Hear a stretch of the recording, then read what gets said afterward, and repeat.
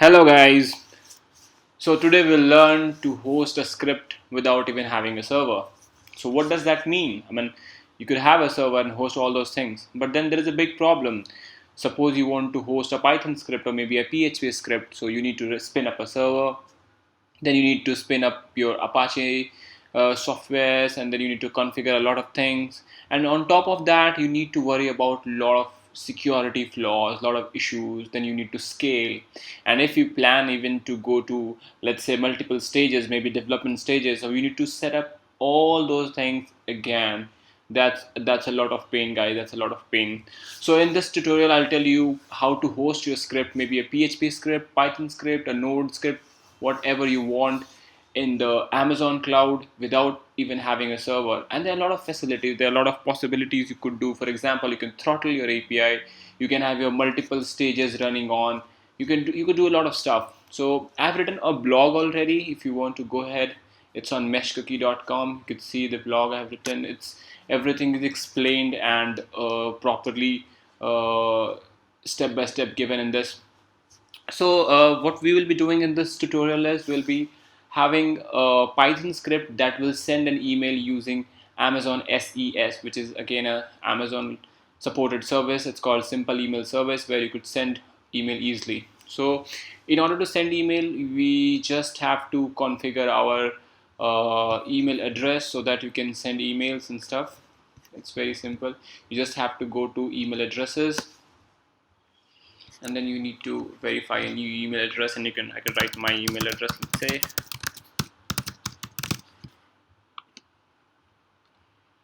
So they have sent me a verification email. You could also skip this process and go back and see the rest of the tutorials, but it's require a little bit, so let me just do that quickly. I just have to verify this.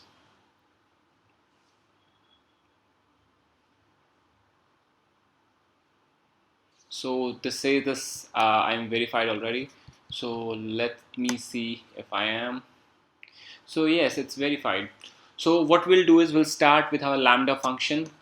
It's already hosted on GitHub. You could see on my reports API gateway Lambda send email. It's under lambda function.py. It's a basic Boto library, Boto client that actually initializes in this region, and then it start with few variables, sender, recipients, very simple, straightforward, and then it finally send the email. So let's get this code and host it on Amazon Lambda. So here is Lambda console. You could also get to the console by just typing console or Lambda here, and this is the thing that I'm working on. Just need to create this. So this is here. So let's create a function first. So you could also have get it started from a lot of blueprints. It's already hosted by them. There are a lot of blueprint that it's gonna help you a lot if you are not looking for something fancy and stuff. But for this tutorial, we'll go ahead and create from scratch. So let's call our function send email. Our function will be in Python 3.6. We have to create a role also, or we can create a choose an existing role, but which I have already created. It's called Lambda SES send email. So I have given permission to Lambda SES to this role so that I can send email using this. You could do it also, but I've done already just for the sake of this tutorial. We don't need this, so I'll close it, and then I'll hit create function. Just take a couple of seconds and you all have the entire Lambda function up and running. So there are a couple of things you need to see and understand how things work. So this is your Lambda. Send email is a Lambda function. It's already triggering your CloudWatch logs and SES. Okay, now what I could do is I could also configure a lot of things as a trigger. For example, I could do something on AWS IoT and it will hit on send email and could do a lot of stuff, right? So if you scroll a little bit down, this is Amazon's code editor, as in-browser code editor, where you could write your code. So there's something that you need to worry about is something like if you want to import some library or something, you cannot do this in this browser code editor because it's not that fancy. You just need to download this entire repo and you need to work it offline, then you could upload it back here. But if your code is fairly simple, like ours, we could do it directly in the browser. So I'll just paste the code that I used. All right, so this is the entire code. I'll explain the code a little later. For now, let's understand how this Lambda console can be configured, right? So this is done. There's one thing that we need to change, which is US East 1. I need to get the region code for Oregon. So let's find out.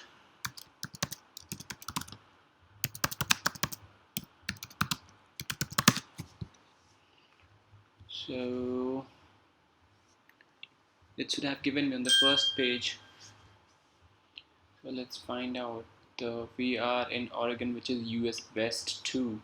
So you just need to copy this and paste in a console to activate this Python code.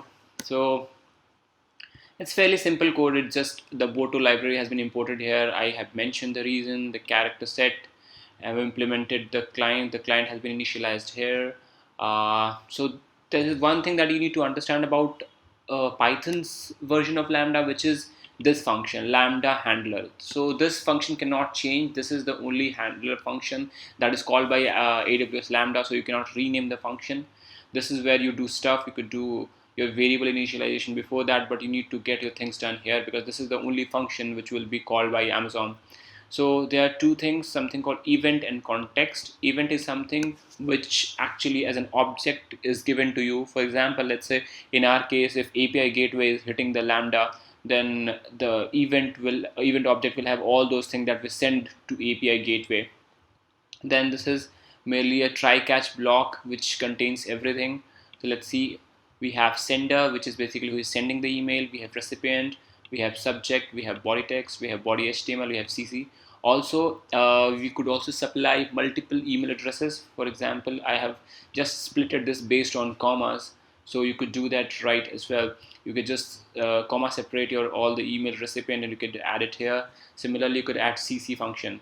This is fairly a client send email function where it take all the input and send the mail. It's very straightforward. You can see and get it. Let's just also see the JSON that this Python code will want in order to send email. I have also given this in description of the GitHub repo. So you just need to send this JSON, which is basically sender, recipient. As you can see, this is comma separated two emails. Subject, email, subject is there, body text is there, body HTML is there, and CC if you want. Again, you could also send a comma separated CC in this. So let's get back to Lambda function. I have this up and running. I could just save it. So as soon as I done saving, I have already a Python code that could send email. So now in order to test this email, I have to create a test event, or maybe I could create a new version out of it. So if I press test, it asks me to create a new test event. So let's say we create a normal test event with these data, which is here. I would just copy this data. This is just for sake of testing. If you want to test your code here, you could do this, not a problem. But we could also have API gateway proxy, just for test, nothing fancy. So just give it a name test. So as you can see, as soon as I select API proxy, it gave me the entire JSON. Obviously it is reconfigured. I could also paste my thing if I want to have my own event template, but this template is already provided by this. Okay, just a second. So if we were creating a test event, I just scrolled it back and I went to some other page. So let's do that a little again. So as soon as I select the proxy, this JSON is basically sent to our Python AWS Lambda Python code, which we need to understand. So when you're doing your code, you're writing your code, you need to understand how things are supplied to you as an event context, everything here. So all the headers are there, which is provided as a JSON into your code and everything. You could just dig it deep a little and you could find out everything. So let's create this. We just need to give it a name. Let's give it a name again. And we are done. So now we could easily check this, but when we test it, it won't work because we are sending some data which is not meant for this. That JSON that I showed you here, this is not coded in through that test event. So if we'll test it, it will definitely fail. Or maybe if it not fail, it does fail, yeah. So it will give you all those things, what error message. So it says parameter validation failed. That just because we don't have any validation. So now next process is triggering our API, our send email function. So how could we trigger this? So triggering is very easy. We need to create our own API gateway. Now I'll move to this tab for API gateway. Now what is API gateway? API gateway is sort of a Amazon service, Amazon platform as a service or cloud, where it makes all those REST functions available as an abstraction, where you could do anything with that. For example, let's say you abstract the API gateway layer with a post or a get function. Now what you want to do, what you want to get those post or get function to do is something you can configure anything. Lambda is one of them, but you can configure a lot of things. So let's configure Amazon API gateway. So you can obviously have an example API already here, but we'll also import from Swagger. For example, if you're using Swagger for documentation, you can import it from there as well. But for the sake of this tutorial, we'll create a new API. Let's call this API mesh cookie test. We could have a description. You can have a regional endpoint or edge optimize if you are looking for some performance, but I'll leave it regional and I'll hit create API. So this is done. So I'll explain this UI a little bit. You could see all the APIs are listed here. All the APIs are listed here. There's something called usage plan. API key is another thing. I'll explain it a little later.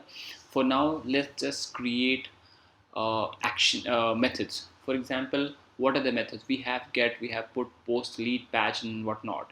So in this tutorial, we'll create a post method. So I just select post and hit this button. So now I have a post API. Now what I want to do with this API is something I'll configure here. For example, if I want to configure it or integrate it with Lambda function, I'll do it here. If I want to integrate it with HTTP endpoint, I could do that. I could mock it like a normal HTTP service. I could configure any AWS service. This is very important. For example, this is just an abstraction. This entire API gateway is an abstraction. You could pass all the requests to anything. So this is fairly simple and very easy. You could also do with the VPC link. So let's get back to Lambda function. We created a Lambda function in US West 2. You remember the name of the function was send email. It already popped up here. I'll select and click save. Now this API is getting saved right now. But remember, this API is not deployed yet. This is just created. You need to deploy it in order to use it. So let's understand a cycle of this entire thing once. So if I click test, this is basically going to, a method of basically testing this, but we don't want to do that until we deploy it. Then this method request goes to this box, which is basically our first endpoint box. You could see the authorization none because we haven't set any authorization. We could obviously set token based authentication, stuff like that. Now this then goes to a second block, which is integration request, which is basically the Lambda box we configured. Lambda will then do the configuration or whatever execution it wants, and then it will get back the HTTP response to here and then finally to the client. So you could go ahead, dig deep, and you could also change a couple of things here. It's very simple. Now if I want to access this API, I just have to click and deploy the API. If I deploy now, deployment, as I said in the earlier description, that You could also have a deployment server. So this is where we decide the stage. For example, let's see if we have stage. Let's say call it production stage. We could have multiple stages. So you don't have to set up an entire server for your development. You just need to create the stages, and it's fairly simple. It's very easy. Now I'm going to deploy this to production stage. So as soon as this is deployed, I have a invoke URL, which is this one. So this is our API endpoint. We could just hit this API. If I just click this and open, it will give an authentication error about token. Yeah, missing authorization token, because this API is not meant to do a GET request, which we are doing right now. It is supposed to be accessed using POST. Now we could also access those using POST, but let's have another level of things to access the POST. But before that, let's look around in the UI. What we all have. We have logs. We could enable watch log, cloud watch logs, and stuff like that. We have stage variables. For example, if you want to have an API key for production stages and development stages is different, you could do that. You could also generate SDK. It's very important. For example, if you want to call this API from Android, just click Android, and whatever package ID generate SDK, it will generate that. It's very easy. If you want to just generate a JavaScript, just click generate SDK, and it will download all the SDK that is required for you to access this API. And yes, you can obviously export as Swagger. It will give you JSON, and you could import it in your Postman in order to see this. It also has a Postman extension. This is really extensive. They have done a lot of tasks in order to remove all those problems we used to face earlier. We could also see deployment history, which is like, this is the first one that we have deployed right now. Documentation something, and canary if you're doing that way. So if we go and click this back, so this is the function we have. Now, before we hit our API, let's just try to understand what all things we have. We have resources, which is basically the post resource. We have stages that I mentioned already. We have a production. We could obviously go ahead and create a new stage. For example, let's say we call it a dev stage, and we could deploy to that as well. So we could have multiple stages in this. So this is fairly simple. We could go to authorizers. We could create authorizers. We have gateway responses. For example, what all type of responses our gateway will respond to. We could go ahead and select and change things if we want to. We have models. That is nothing regarding this. We have documentation. We could also write documentation. For example, if you go to resources, if you click post and click action, you could actually edit method documentation. You could create method documentation, which is going to be generated in that Swagger documentation stuff. So this is fairly simple. You could go to dashboard and see how many API calls. This is also this monitoring is really fun. For example, you could just select and change all the stages. You could obviously have a date filter and see how many API calls are being done, what is the latency they are facing, the 500 5xx errors, 400 and stuff like that. It's very good for monitoring. If you go to settings, we could also select if we are basically doing authorization, we could select where should the API key come from. Should it come from header? Should it come from authorizer and stuff like that? Now this entire thing is your API, but what is usage plans? You could also enable usage plan, and it's not plan because it's already been completed. Okay, I don't know. There's something wrong with this. Now I can also have a client domain names if I want to access it via some domain and stuff. Let's go to settings. There's something wrong with the UI of Amazon today. It's loading.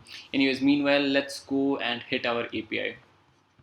So if I go to mesh cookie, my resources, which is this one, and stages, production stage. So this is our API. Let's copy this production stage API. So how to check it? So something you could download is Postman. Postman is really useful tool if you want to test your REST API. It come as entire standalone app. You could have a Chrome extension as well. It's really simple and very useful app if you want to use it. So I already have this app open. What I will do is I will just enter the URL here, which is my endpoint. I'll select the request as post.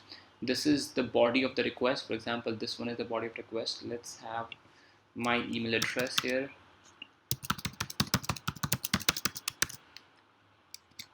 and else recipient should be, let's have it as myself. So I'm just saying multi-email stuff like that, and I could just, this is the request that response that came when I was testing the other API. So ignore that for right now.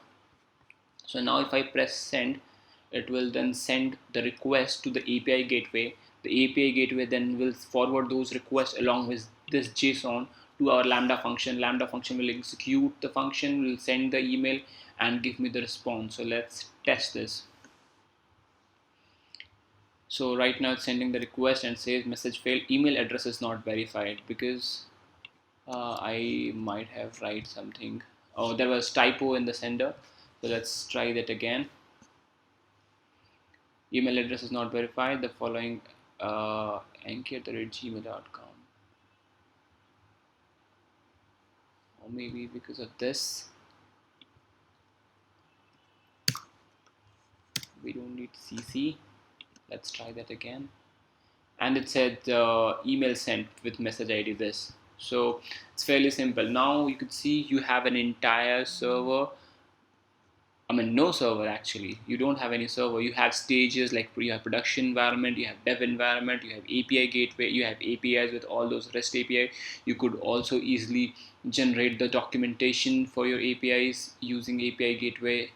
You know, you could obviously monitor your APIs with things like how many calls and latencies and stuff.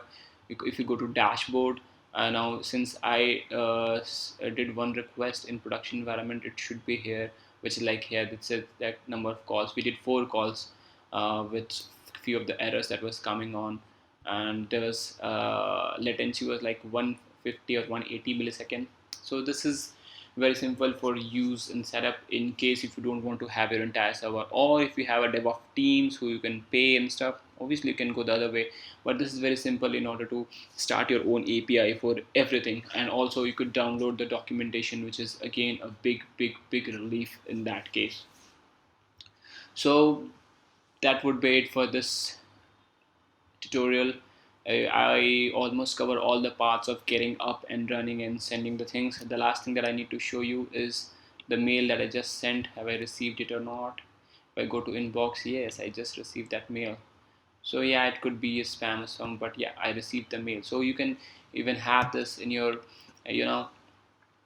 website where you have to send a contact us email. There's one thing that I missed. I'm not sure where that thing is, but if I go to usage plans, for some reason I'm not able to enable my usage plan. Otherwise I would have showed you the throttling, where you could do the API throttling. For example, if you want that, maybe you want 100 requests per day, not more than that. If you have a public API, that would be helpful. And then also you could set up your API keys here. You could create API key, for example, let's say public key, maybe, if you want to, right? And you click save. So it will generate an API key for you. Then you could select which API you want to attach it to and which stage of that API. Now as soon as I attach it and click add, this key will become active for that stage, and now you have an authorized API which you could use for your purposes. So this actually serves all the purpose. Any type of API you want to create, it can create those APIs. And one thing that I missed to show is enable CORS. Let's say if you are doing a cross origin request, you could go ahead and enable CORS as well. So these are the few simple things. You could also, if you want to, if like this is the wildcard for all of them, but if you want to allow a couple of hosts, you could do that also and click enable CORS. If you do that, it will do a couple of things, and it will be, this API could be accessed from cross origin as well. So yes guys, this is the entire tutorial. Hope this helped you. I'll put everything in the description so that you could download things. Also, if you go to this blog I have written, you could read all of these things. Everything is explained in step-by-step process as in the video. You could also read it and get it from here. Okay guys, thank you so much.